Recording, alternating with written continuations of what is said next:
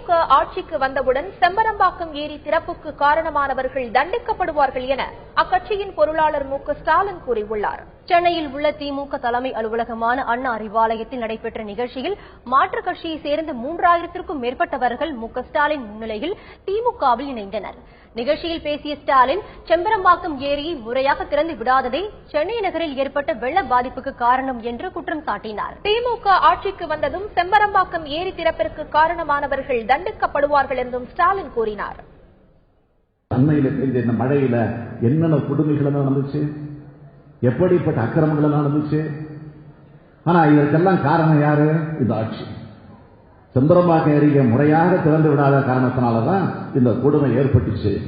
அதனாலதான் திரும்ப திரும்ப சொல்லுகிறோம், திமுக நிச்சயமாக வரப்போகிற தேர்தல் ஆட்சிக்கு வரப்போகிறது. வந்தவுடனே